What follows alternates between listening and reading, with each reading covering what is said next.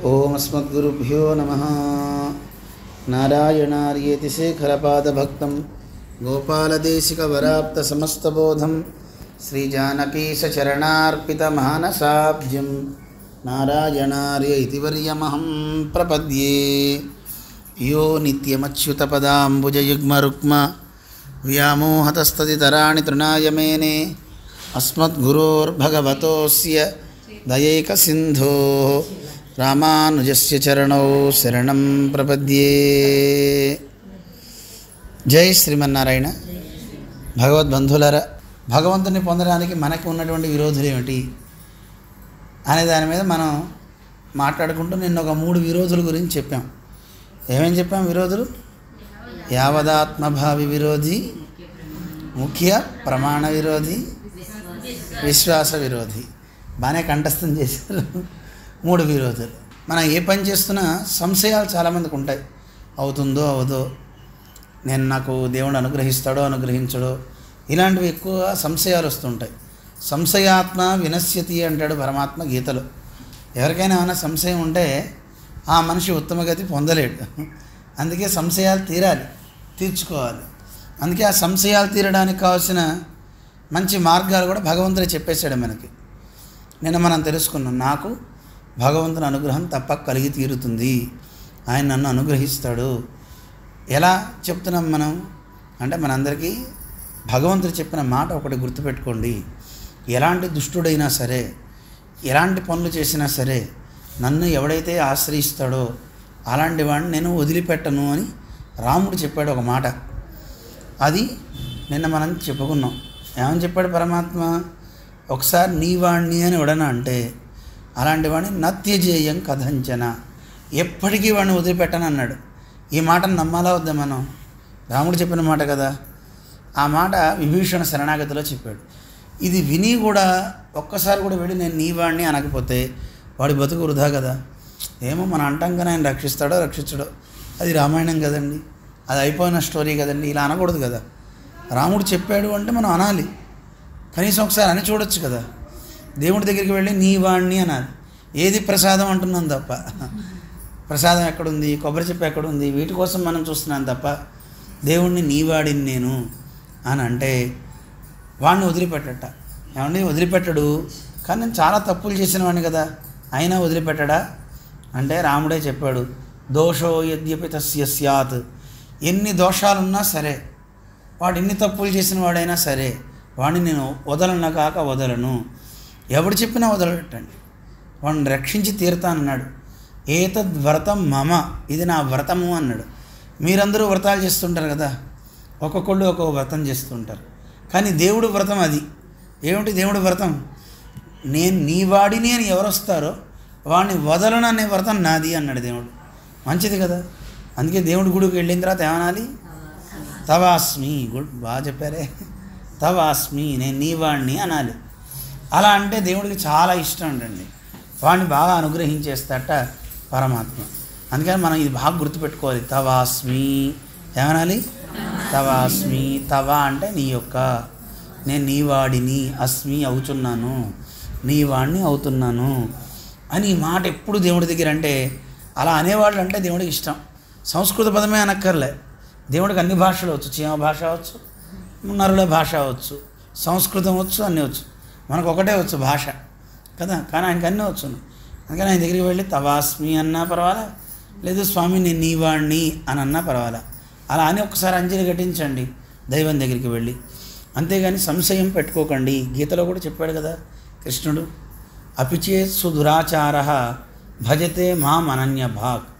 ఎవడైతే నన్ను తప్ప అంటే నన్ను కాకుండా ఇంకెవ్వరిని భజించకుండా, అనన్య భక్తి అంటారు. అన్యభక్తి అంటే ఇతరులను కూడా పూజించడం. అలా కాకుండా అనన్య భాగ్, నన్నే ఎవడైతే ఆరాధిస్తాడో అలా ఆరాధించేవాడు సుదురాచారుడు. దురాచారుడు అంటే చెడ్డవాడు అని అర్థం. సుదురాచార్యుడు అంటే బాగా చెడ్డ పనులు చేయడంలో వాడు స్కాలర్ అన్నమాట. సు అని పెట్టామంటే బాగుగా అని అర్థం. సు అంటే ఏమిటి? బాగుగా అని అర్థం. సుమతి అన్నారు అనుకోండి, ఏంటి అర్థం? మతి అంటే బుర్ర కదా, మతి అంటే బుద్ధి కదా. సుమతి అంటే మంచి మతి అని అర్థం.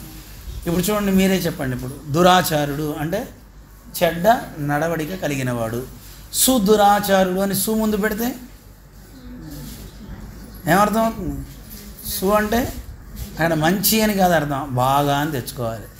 బాగా మతి కలిగింది సుమతి, లేదా మంచి మతి కలిగింది అనొచ్చు.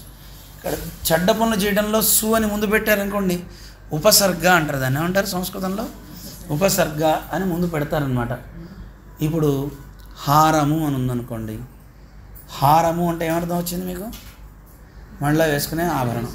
దాని ముందు ప్ర అని ఒక ఉపసర్గ పెట్టారనుకోండి, ప్రహారము అని వస్తుంది. ప్రహారము అంటే అర్థం ఏంటి? కొట్టడం అని అర్థం వస్తుంది. ఏమొస్తుంది? ఉపసర్గ వచ్చేసరికి అన్నీ మారిపోతుంటాయి. హారానికి ముందు ప్రా పెడితే ఏమైంది? ప్రహారము, కొట్టడం. ఇలాగా బోళ్ళని మనం చెప్పుకోవచ్చండి. దాని ముందు సమ్ అని పెట్టారనుకోండి ఉపసర్గ, ఇప్పుడు హారానికి ముందు సమ్ పెడితే ఏమైంది? అంటే ఏంటి అర్థం? చంపడం. చూసారా? ఒక్కొక్క పదానికి ముందు పెట్టే ఉపసర్గల వల్ల అర్థం మారిపోతుంది. మారుతుందా లేదా? అలాగే ఇక్కడ దురాచారుడు అన్నారు. ఈ దురాచారుడు ఎలాంటి వాడు? దురాచారుడు అంటే అర్థం తెలిసిందండి, చెడ్డ నడక కలిగినవాడు, చెడ్డ పనులు చేసేవాడు. సుదురాచారుడు, సుదురాచారుడు అంటే బాగా చెడ్డ పనులు చేసేవాడు. అలాంటి సుదురాచారుడైనప్పటికీ కూడా మాం భజతే అనన్య భాక్, ఇతరులెవరిని కాకుండా నన్నే ఎవడైతే భజిస్తాడో అలాంటి వాడు సాధురేవ సమంతవ్య. చాలామందికి లోకంలో తెలియదు ఏమండి, విష్ణువునే పట్టుకుంటే ఎలాగండి, మిగతా వాళ్ళని చేయకపోతే వాళ్ళ కోపం రాదా అని అంటారా? అనరా? చెప్పండి. మీకు ఇప్పుడు అక్కడ ప్రసాదం జంతికలు ఉన్నాయి, ఆ జంతికలు మీకు ఇస్తే ఏం చేస్తారు చెప్పండి? ఏం చేస్తారు? ఎక్కడ పెడతారు? నోట్లో పెడతారు కదా. మరి కళ్ళు ఏమైనా బాధపడతాయా? ముఖ్యం ఏమైనా బాధపడుతుందా? అరే రే నాకు పెట్టలేదే అని అంటాయా? చెవులు ఏమైనా బాధపడతాయా? బాధపడవు, తీగానే నోటికి అందిస్తారు కదా. అలాగే సకల దేవతలంతా కూడా పరమాత్మ యొక్క శరీరం. ఆ శరీరంలో వాళ్ళంతా అంగాలు, ఒకరు వేలు, ఒకరు గోరు, ఒకరు వెంట్రుకలు, ఇలా ఒక్కొక్కరు ఒక్కో భాగంలో ఉన్నారు. ఇప్పుడు చూడండి, బ్రహ్మగారు ఏ భాగంలో ఉన్నారు చెప్పండి? విష్ణుమూర్తికి ఎక్కడ పుట్టాడండి ఆయన? నాభి నుంచి కదా పుట్టింది. అందువల్ల ఆయన నాభి నుంచి వచ్చాడు. పరమశివుడు ఎక్కడి నుంచి వచ్చాడు? బ్రహ్మగారి యొక్క లలాటం నుంచి వచ్చాడు. ఎక్కడి నుంచి వచ్చాడు? బ్రహ్మగారు సృష్టి చేసేటప్పుడు అలా ముడిచేట బ్రుకుటిని, ముడిస్తే దాంట్లోంచి ఒకడు పుట్టాడు. పుట్టగానే 11 మంది నాకు పేరు పెడతావా చేస్తావా అని ఏడిచేట, రోదన చేసేట, ఓ గోల చేసేట. వినలేక రౌద్ర అంటే రుద్ర అని పెట్టారు. రోదిస్తున్నాడు కనుక సరోదీతి రుద్ర అని మనకి భాగవతం చెప్తుంది, వేదం చెప్తుంది. బాగా రోదన చేశాడు కనుక ఆయన పేరేమొచ్చింది? రుద్ర అని పేరు వచ్చిందనమాట. అందువల్ల పరమశివుడు అందరూ ఎక్కడి నుంచి వస్తున్నారు? ఎవరి నుంచి పుడుతున్నారు? అందరూ విష్ణువు నుంచే పుడుతున్నారు. అందుకని విష్ణువు యొక్క వక్షస్థలంలో స్థానమేమో లక్ష్మికి ఇచ్చాడు పరమాత్మ. ఆ వక్షస్థలానికి కొంచెం కింద భాగంలో పరమశివుడికి స్థానం ఇచ్చాడు. నాభిస్థానం ఎవరికి ఇచ్చారు? ఎవరికి ఇచ్చారు? బ్రహ్మగారికి ఇచ్చాడు. ఇట్లా ఒక్కొక్క స్థానం. చంద్రుడికి సూర్యుడికి ఎక్కడ ఇచ్చాడు? నేత్రాలు కదా. ఒక్కొక్కడికి ఒక్కొక్క స్థానం ఇచ్చేసాడు పరమాత్మ. అందువల్ల మీరు ఇప్పుడు చెప్పండి, ఎవరిని చూస్తే అందరిని చూసినట్టు అవుతుంది? ఒక్క విష్ణువుని చూస్తే అందరిని చూసినట్టే కదా. అది మనకి తెలియదు. కానీ భగవద్గీతలో కృష్ణుడే చెప్పాడు, ఎవరైతే మాం భజతే అనన్య భాక్, నన్నే ఎవడైతే అనన్యభక్తితో, అనన్యభక్తి అనేది ఇంపార్టెంట్, చాలా గుర్తుపెట్టుకోవాలి. అన్యభక్తి అంటే ఇతరుల మీద కూడా ప్రేమ చూపడం, అలా కాకుండా ఈయన మీదే ప్రేమ చూపడం, దానికి అనన్యభక్తి ఏమంటారు? ఒక ఆయన అన్నాడు, ఒక గురువుగారు, మా శిష్యుడికి నేనంటే అనన్యభక్తి అండి, ఇంకా వేరే వాళ్ళ దగ్గరికి పోడండి, నేనంటేనే ప్రీతి అండి అంటుంటారు కదా. అనన్యభక్తి అంటారు దాన్ని. ఏమంటారు? అనన్యభక్తి. ఇది ఉండాలా వద్దా చెప్పండి కదా. ఒక స్త్రీకి భర్త మీద ఉండాలి, భర్తకి భార్య మీద ఉండాలి. అనన్య ప్రేమ ఏమంటారు? అనన్య ప్రేమ. అలా ఉంటే మీకు ఇష్టమా కదా చెప్పండి. అందుకని తన భర్త తననే చూడాలని కోరుకుంటుంది ఏ స్త్రీ అయినా. అలాగే మన ఆత్మల జీవులన్నీ ఎవరిని చూడాలి? పరమాత్మనే చూడాలి. ఆయన అనన్య భక్తి ఉండాలి. అనన్య భక్తి అంటే ఆయన తప్ప ఇంకో దాని మీద దృష్టి ఉండదన్నమాట.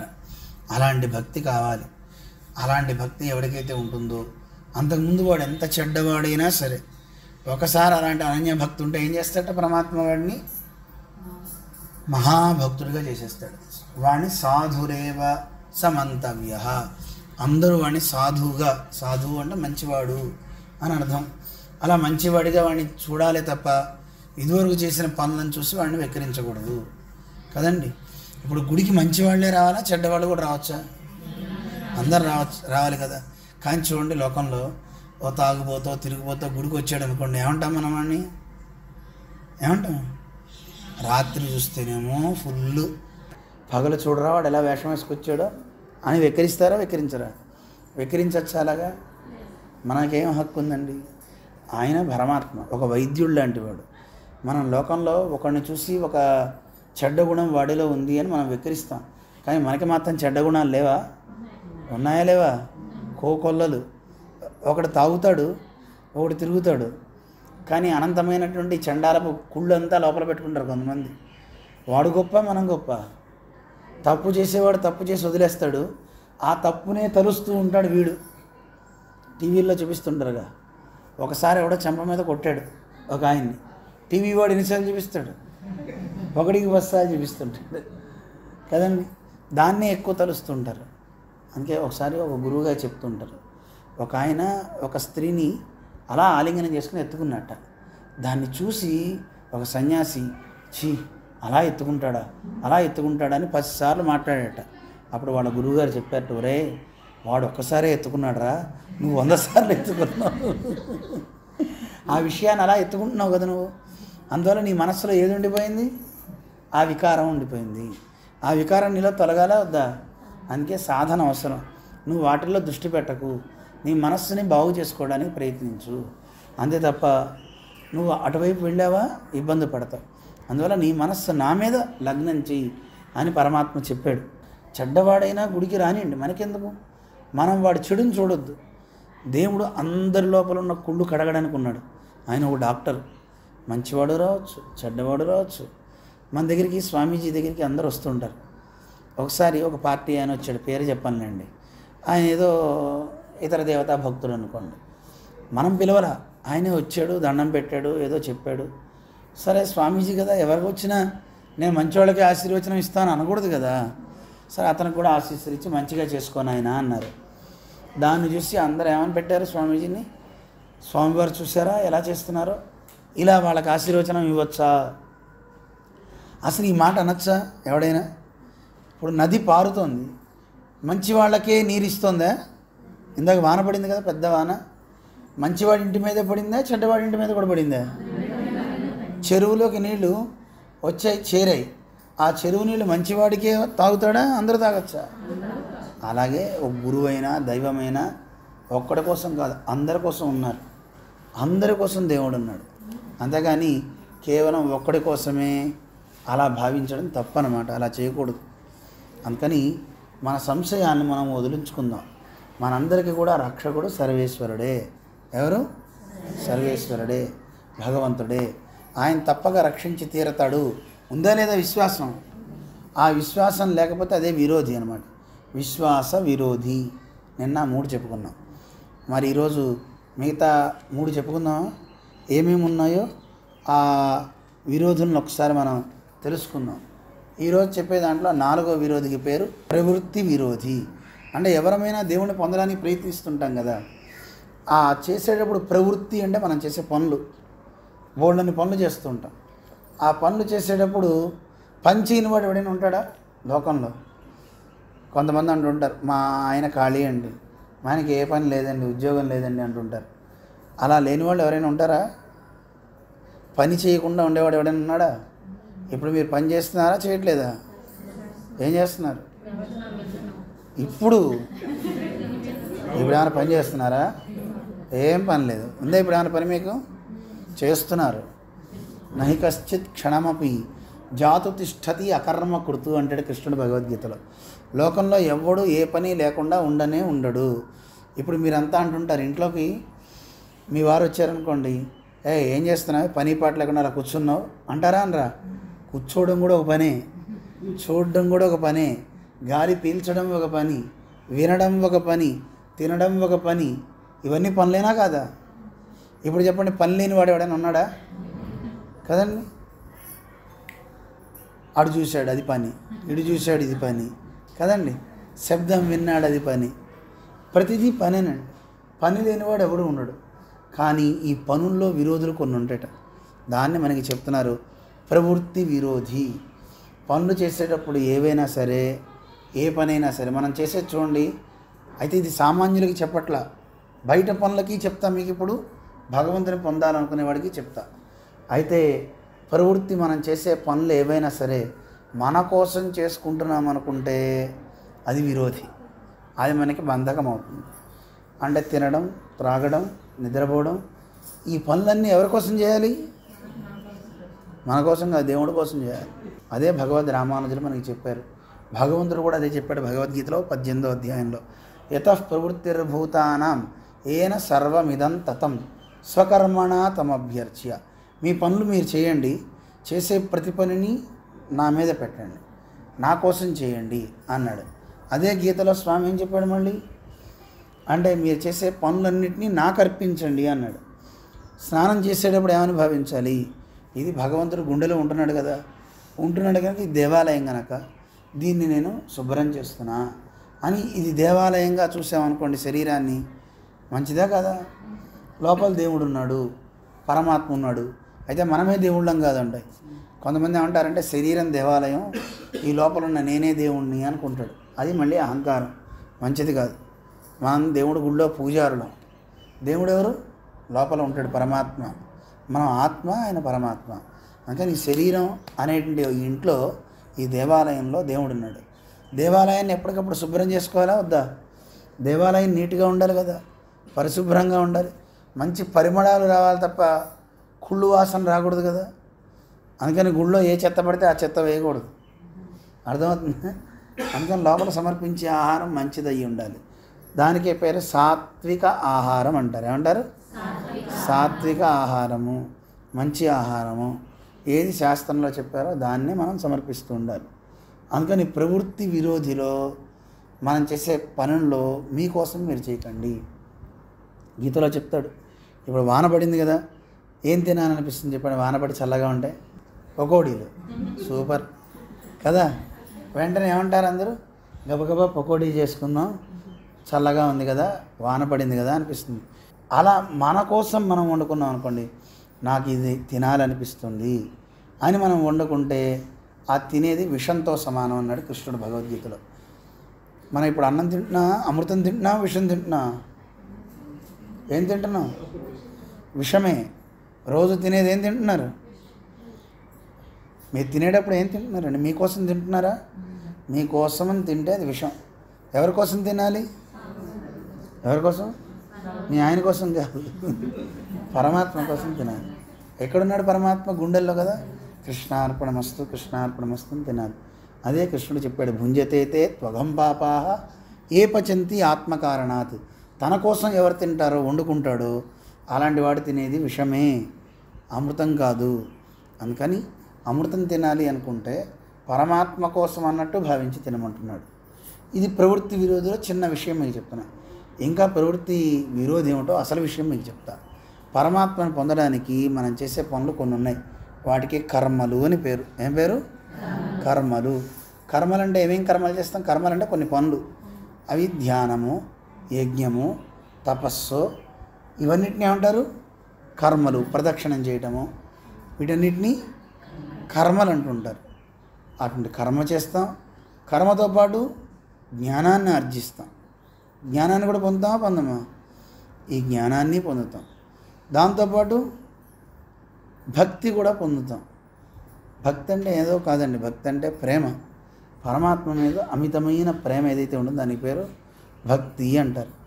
అలాంటి భక్తి ఏదైతే ఉందో ఆ భక్తిని కూడా పరమాత్మ మీద మనం పొందుతాం కనుక ఈ 3 రకాలైనటువంటి విశేషాలని మనకి తెలియజేస్తుంటుంది శాస్త్రం. అందువల్ల కర్మలు చేస్తాము, మనం జ్ఞానాన్ని ఆర్జిస్తాము, భక్తిని పొందుతాము.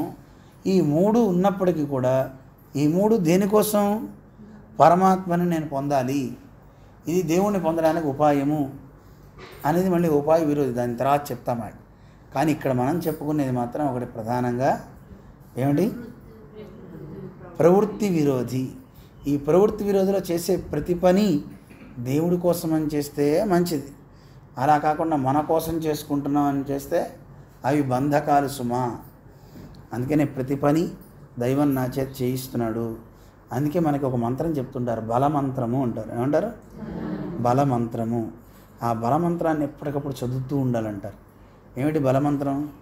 ఏ పని చేస్తున్నా నేను చేస్తున్నానని కాకుండా భగవతో బలేన, భగవతో వీర్యేణ, భగవత తేజస, భగవత కర్మణ, భగవత కర్మ కరిష్యామి అని మనం సంకల్పం చెప్పుకుంటుంటాం. భగవంతుడా నేను ఈ పని చేయగలుగుతానంటే నీదే బలం, నీదే వీర్యం, నీ శక్తితో నువ్వే నీ పనిని నాతో చేయించుకుంటున్నావు. ఇప్పుడు మనం చేసే ప్రతి పని ఆయన పని కిందే చేస్తాం. ఉద్యోగం చేస్తున్నా ఆయన పనే, మీరు వంట చేస్తున్నా ఆయన పనే, ఇప్పుడు వింటున్న ఈ కథ కూడా ఎవరి పని? ఆయన పనే. మీ పని ఏమైనా చేసుకుంటున్నారా? దేవుడికి చెప్పండి, దేవుడా నా కోసం నేను ఏం చేయట్ల, పని అంతా నీకోసమే చేస్తా, నీకోసమే, అది కూడా నేను చేయట్లా, నువ్వే నా చేత చేయించుకుంటున్నావు. అర్థమవుతుందా? ఎవరు చేస్తున్నారు పని? నువ్వే నా చేత చేయించుకుంటున్నావు తప్ప నాకు దీంట్లో ఏ ప్రమేయం లేదు అని కర్మ చేస్తుంటాను. దీన్ని బలమంత్రము అంటారు. ఏమంటారు? దాని భావం అనుకోండి చాలు. మీరు పొద్దున్న లేచింది మొదలు, భగవంతుడా నన్ను నిద్ర లేపావు కదా, ఇక ఈ రోజు నుంచి రాత్రి పడుకునే వరకు నేను ఏ పని చేయాలన్నా నాకు బలం నీదే, నీ బలంతో నీ శక్తితో ఈ పనులన్నీ నీ పనులే, ఈ ఇల్లు నీదే, ఈ లోకం నీదే, అన్నీ నీవే, నీ పనులు నువ్వే చేయించుకో అని దేవుడి దగ్గర చెప్పచ్చా చెప్పకూడదా? అందువల్ల అలా చెప్పుకుంటే అది మంచిది. అలా చెప్పుకోకపోతే దానికి ప్రవృత్తి విరోధి అంటారు. మీకు విరోధులు తెలిస్తే మంచిగా ఉంటుందని చెప్తున్నాం. అర్థమైందే?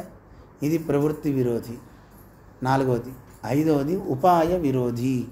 ఏమిటి? ఉపాయ విరోధి. ఇప్పుడు ఉపాయము అంటే సాధనము అని కూడా దానికి పేరు. ఉపాయం అంటే ఏమిటి? సాధనం అంటే ఏమిటో మీకు చెప్తాను. ఇప్పుడు మీరు ఇంటి దగ్గర నుంచి ఇక్కడ దాకా రావడానికి ఏదో ఒక వెహికల్ పెట్టుకుంటారు.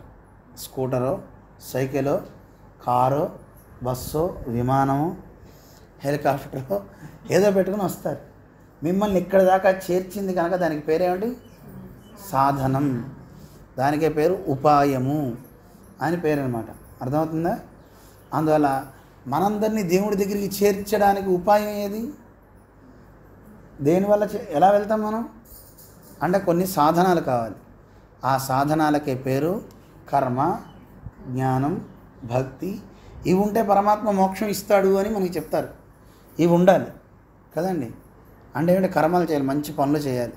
యజ్ఞ యాగ తపః కర్మ నత్యాజ్యం కార్యమేవతతు. యజ్ఞము, దానము, తపస్సు వీటిని వదిలిపెట్టద్దు అన్నాడు పరమాత్మ. ఎందుకు చేయాలి ఇవన్నీ? యజ్ఞో దానం తపశ్చైవ పావనాని మనీషిణాం.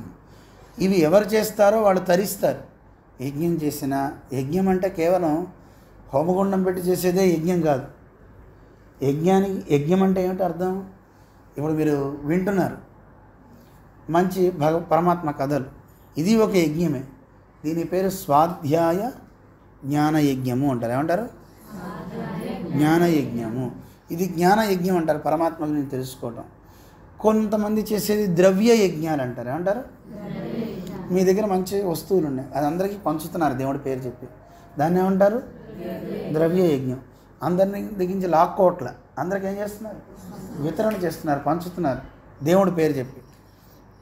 ఈరోజు శ్రీరామనవమి అండి, లేదా వాసుదేవ స్వామి బ్రహ్మోత్సవం అండి, ఇదిగో బ్రహ్మోత్సవం పేరు మీద మేము అందరికీ ఇస్తున్నాను అని మీ ఇంట్లో పండినటువంటి ఉసిరికాయలు లేదా సొరకాయలు ఏవో ఉన్నాయనుకోండి, అది కూడా ఎందుకు పంచుతున్నాడు? నిజానికి వీడికి కడుపు నిండిపోయింది, తినలేడు, ఓళ్ళని ఉన్నాయి, కానీ ఇవ్వాలి కదా అని దేవుడి పేరు చెప్పి పని చేశారు.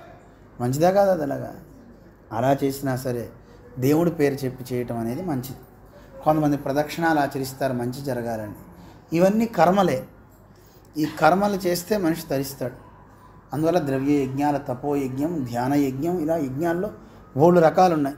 ఇవన్నీ చేస్తే మనిషి ధరిస్తుంటాడు. యజ్ఞము, దానం చేయటం, తపస్సు చేయటం, ఇవన్నీ చేయండి, తరించండి అని కృష్ణుడు చెప్పాడు. అయితే ఇవి చేస్తే దేవుడు అనుగ్రహం పొందుతామా? కర్మలు, అలాగే జ్ఞానాన్ని ఆర్జించడం, పరమాత్మ యందు విపరీతమైన భక్తి కలిగి ఉండడం. ఈ భక్తి కలిగి ఉందనుకోండి, మనకి దేవుడు లభిస్తాడా అని మనం అనుకుంటాం. కానీ వాటికి దేవుడు ఫలాన్ని ఇచ్చేవాడు కాదు, అది విరోధి అంటారు. చాలామంది చెప్తుంటారు, ఏమండి నేను గుడి చుట్టూ ప్రదక్షిణ చేశానండి 40, చేయగానే వాసుదేవుడు ఇట్టే నా పని చేస్తాడండి. చెప్తారా చెప్పరా? అంతకుముందు సంతానం లేదండి, 40 రోజులు ఇక్కడ తిరిగానండి, అలా సంతానం వచ్చేసిందండి అంటారు. అంటే నువ్వు ప్రదక్షిణాలు చేయటం వల్ల సంతానం కలిగిందా? చెప్పండి. దానివల్ల కలిగిందా? దేవుని అనుగ్రహం వల్ల కలిగిందా?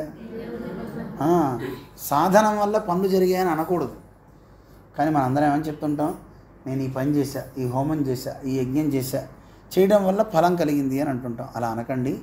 ఫలాన్ని ఇచ్చేది సాధనం కాదు. ఎవరిస్తున్నారు ఫలం? దేవుడే ఇస్తాడు. ఇచ్చేవాడు దేవుడే తప్ప నీకు సాధనం కాదు. అందుకే మనం పెద్దలు చెప్పేది ఏంటంటే, దేవుణ్ణి పొందడానికి సాధనం మిగతావి కావు, దేవుడే సాధనం. భగవంతుడే సాధనం అవుతాడు. సాధనం అంటే మీకు ఇందాక చెప్పా, ఉపాయము, ఒక వెహికలు. ఈ లోకంలో ఇక్కడి నుంచి దేవుడి దగ్గరికి వెళ్ళటానికి, మిగతా చోట్ల వెళ్ళటానికి సాధనాలు బూళ్ళని ఉండొచ్చు. కానీ దేవుడి దగ్గరికి చేర్చేది ఎవరండి? ఆయనే చేర్చుకోవాలి తప్ప మనం వెళ్ళగలమా? విచిత్రం ఏమిటంటే, ఆయన ఉండేది ఎక్కడో వైకుంఠంలో అనుకుంటాం, కానీ అంతటా ఉన్నాడు దేవుడు. ఇక్కడ ఉన్నాడు, లోపల ఉన్నాడు. కానీ వెళ్ళగలుగుతున్నామా? చూడగలుగుతున్నామా? ఆయన నేత్రాలు ఇస్తే మనం చూడగలుగుతాం. అర్జునుడికి నేత్రాలు ఇచ్చాడు పరమాత్మ. ఆ ఇచ్చేంతవరకు ఆయన చూడలేకపోయాడు. దివ్యం దదామితే చక్షు పశ్య మే యోగమైశ్వరం. హే అర్జున, నా యోగం నువ్వు తెలుసుకోవాలి అంటే, నా ఐశ్వర్యం చూడాలి అంటే ఈ కళ్ళతో చూడలేవు.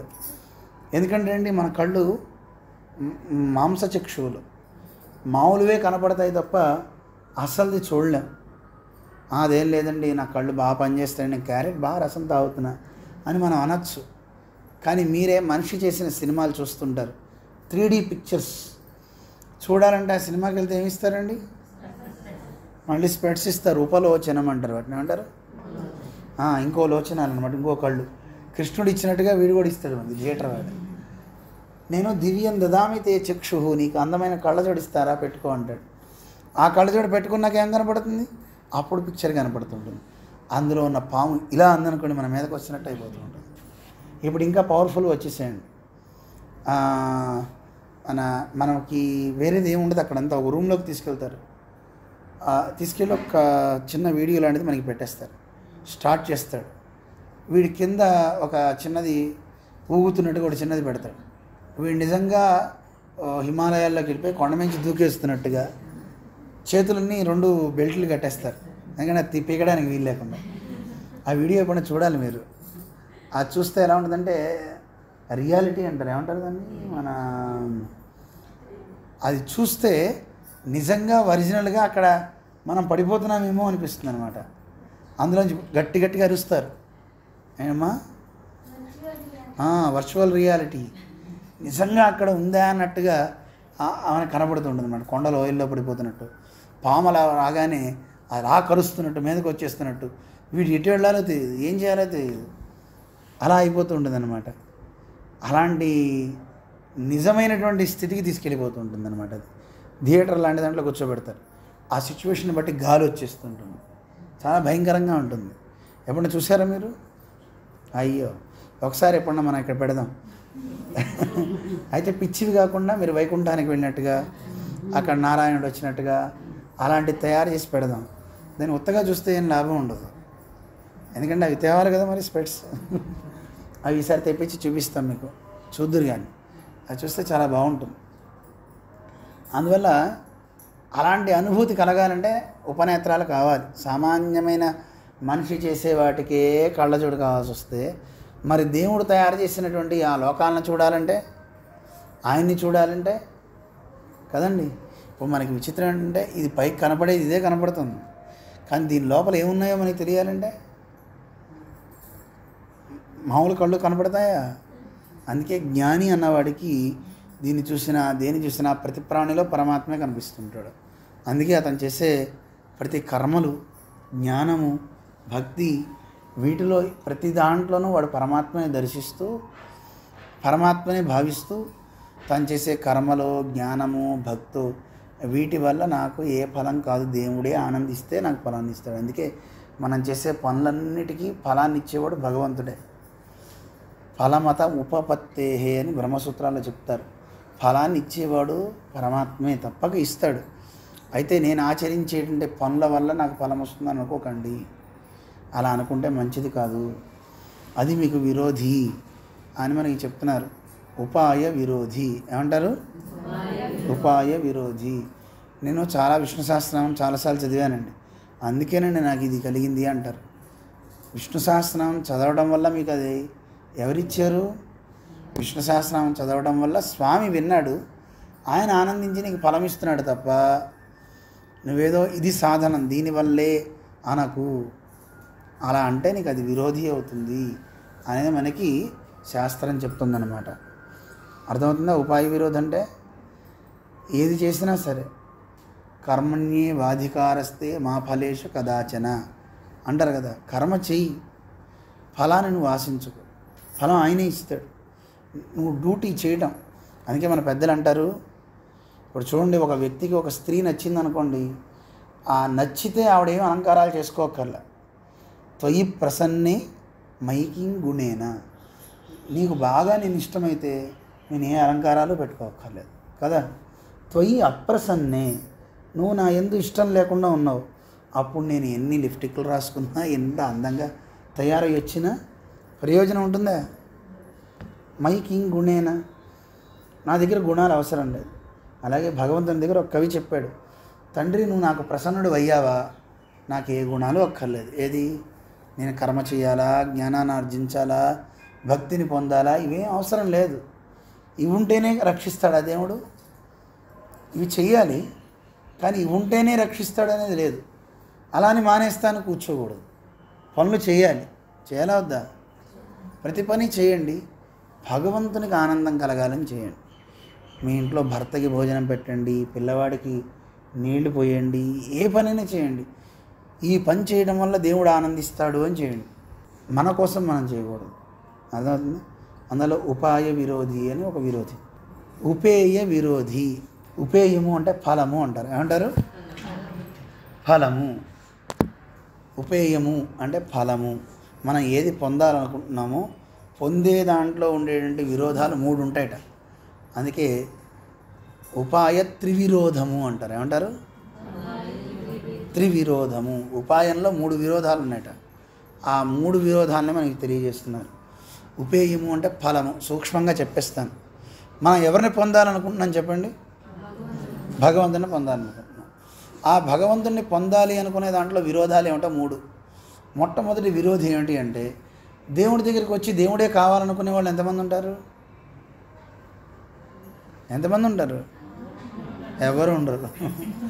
గుడికి వచ్చిన తర్వాత అందరూ వేరే వేరే కోరతారు తప్ప, ఇప్పుడు మా ఆయనకి మంచి ఆఫర్స్ రావాలి, మంచి సంపదలు రావాలని కోరతారు, లేదా ఆరోగ్యం కావాలని కోరుతారు. ఇలా కోరేవాళ్ళు ఉంటారే తప్ప దేవుడా నువ్వే కావాలని కోరుకునే వాళ్ళు ఉంటారా? చెప్పండి. అందువల్ల దేవుడి దగ్గరికి వచ్చి అన్యమైన కోరికలు కోరతారు. పాపం పిచ్చోడు అనుకుంటాట, అబ్బా నా కోసమే కొబ్బరికాయ తెస్తున్నాడు, నా కోసమే అరటిపళ్ళు తెస్తున్నాడు అనుకుంటాట. కానీ తెచ్చి ఆ అరటిపళ్ళు తినేటప్పుడు ఏమంటాట వీడు, దేవుడా అరటిపళ్ళు తిని నా పని చేసి పెట్టండి అంటే ఏమిటి? దేవుడికి భరణం ఇస్తున్నాం మనం, అంటే ఆశ చూపిస్తున్నాం. ఒక కూలివాడికి జీతం ఇచ్చి పని చేయించుకున్నట్టుగా దేవుడిని చేస్తున్నాం. అలా చేయొచ్చునా? దేవుడికి అది ఆనందం ఇస్తుందా? ఒక ఆవిడ వాళ్ళ ఆయనకి అడగకుండానే కాఫీ తీసుకెళ్ళిందట. వెంటనే భర్త గారికి అర్థమైపోయిందట.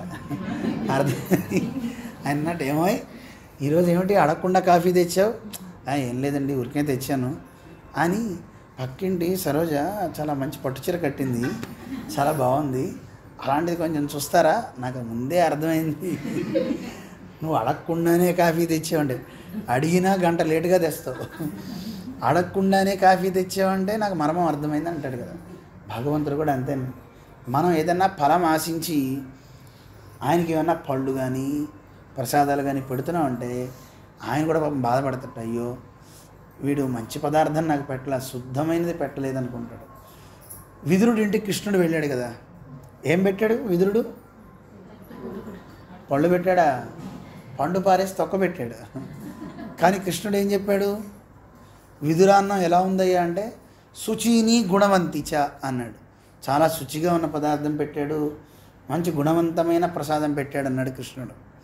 అన్నాడా లేదా? ఎందుకన్నాడు? పెట్టింది తొక్క కదా, పండు కాదు కదా.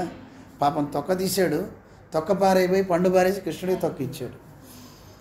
ఈయన ఎంత తన్మయత్వంతో ఇచ్చాడు, ఆయన అంత తన్మయత్వంతో తిన్నాడు ఆయన్ని చూస్తూ. పరమాత్మకు కూడా మనం పెట్టేదానికంటే మన మీద ఎక్కువ ప్రేమ ఉంటుందట. అందుకే దాంట్లో ఉప్పు ఎక్కువ ఉందా, కారం ఎక్కువ ఉందా చూడ్డు. మన ఇంటి వాళ్ళ దగ్గర చూసి ఎత్తి నేలకేసి పడతారు. కానీ దేవుడు అవన్నీ చూడ్డు. మనలో ఉన్న భావాన్ని చూస్తాడు, మనలో ఉండే శుద్ధిని చూస్తాడు. మనకి ఎంత ప్రేమ ఉంటే ఆ ప్రేమను చూసి ఆనందిస్తాడు పరమాత్మ. అందుకని శుచిని గుణవంతిచ, గుణవంతమైంది శుచి కలిగింది ఆహారం నాకు పెట్టాడు అని పరమాత్మ మనకి తెలియజేస్తాడనమాట. అందువల్ల మనం సమర్పించేది ఏదైనా ఎలా ఉండాలి? ప్రేమతో పెట్టాలి, ప్రేమతో చేయాలి. కానీ దేవుడి దగ్గరికి తీసుకెళ్తూ మనం దేవుణ్ణి ఇతరమైనవి కోరుతాం. అందువల్ల ముందు కోరుకోవాల్సింది ఏమిటి? దేవుణ్ణే కోరుకోవాలి. అలా కాకుండా దేవుడి దగ్గరికి వచ్చి మిగతావి కోరుకుంటే దోషము. అది మొదటి విరోధి. ఉపాయ విరోధిలో మొట్టమొదటి విరోధి ఏమిటి? దేవుడి కంటే ఇతరమైనవి కోరుకోవటం. రెండో విరోధి ఏమిటి అంటే పరమాత్మ దగ్గరికి వచ్చి ఈ లౌకికమైనటువంటి ఫలాల మీద దృష్టితో మనకి శాశ్వతంగా దేవుడిస్తా అన్నాడు వైకుంఠం. ఒరే గొప్ప ఆనందాన్ని పొందుదు కానిరా, నువ్వు వైకుంఠాన్ని నీకు ఇస్తానురా అంటే నాకు అది ఎందుకు వైకుంఠం, ఇప్పుడు ఈ లోకంలో సుఖాలు కావాలి కానీ అవన్నీ తర్వాత చూద్దాంలే అని ఇహలోకంలో ఉండే వ్యామోహాలతో ఆ పరమపదం మీద చులకన భావన ఉండకూడదు. చాలామంది చూడండి, దేవుని పూజ చేస్తాం, అన్నీ చేస్తాం, వీడు అన్యమైన వాటిని కోరతాడు, ఇంకోటి అన్యమైనవే కోరతాడు, పైదాని మీద వాడికి చులకన ఉండదు. కానీ వీడికి ఇహలోకంలో ఉండే వాటి మీద ఉండే వ్యామోహంతో అసలు వైకుంఠం వద్దు ఏమొద్దు అలా అనుకునేవాళ్ళు ఉన్నారా? అంటే రామచంద్రుడి దగ్గరికి బయలుదేరారట భరతుడితో పాటు.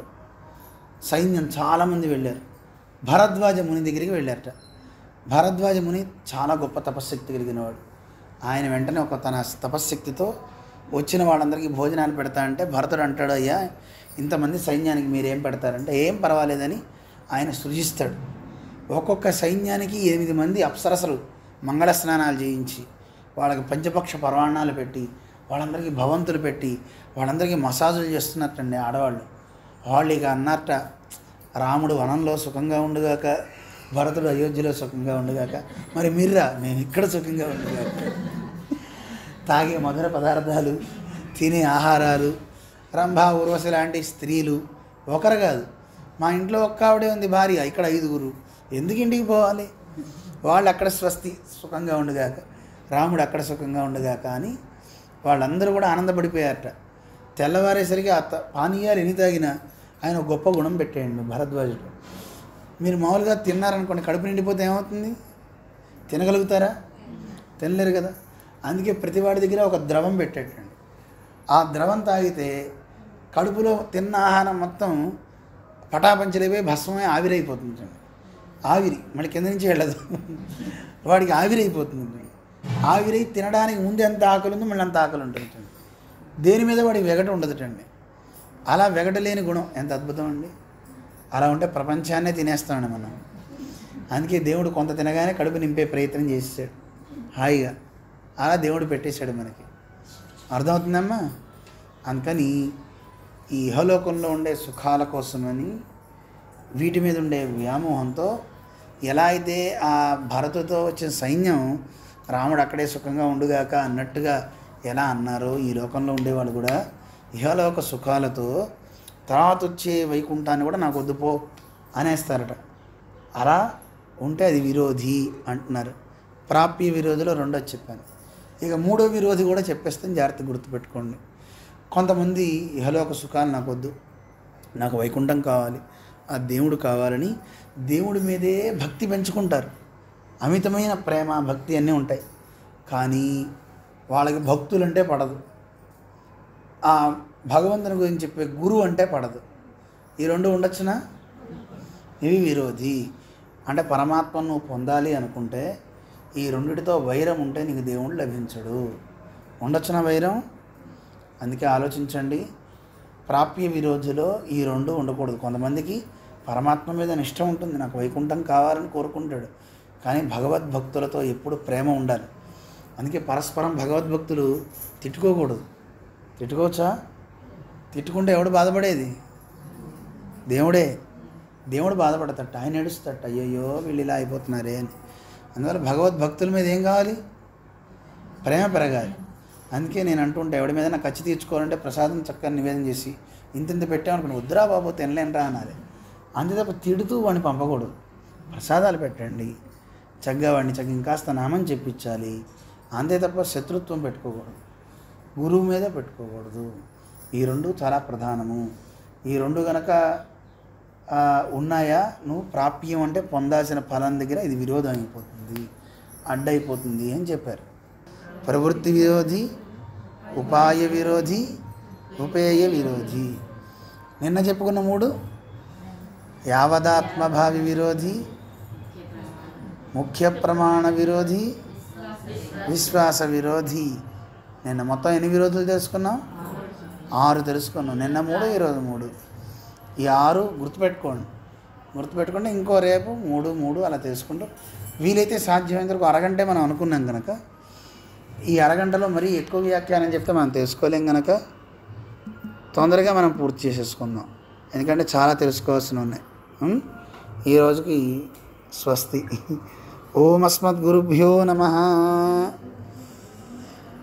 విశిష్టాద్వైత సిద్ధాంత ప్రచారైక విహారిణి శ్రీమన్నారాయణాచార్య స్వామినే నిత్యమంగళం. యావత్ ప్రపంచ సంపూజ్య చరణాయ మహాత్మనే శ్రీమన్నారాయణాచార్యైతి రాజాయ మంగళం. మంగళాశాసనపరైర్మదాచార్య పురోగమైః సర్వైశ్చ పూర్వైరాచార్యైః సత్కృతాయాస్తు మంగళం. శ్రీమతే రమ్యజామాతృమునీంద్రాయ మహాత్మనే శ్రీరంగవాసినే భూయాత్ నిత్యశ్రీర్నిత్యమంగళం. జై శ్రీమన్నారాయణ.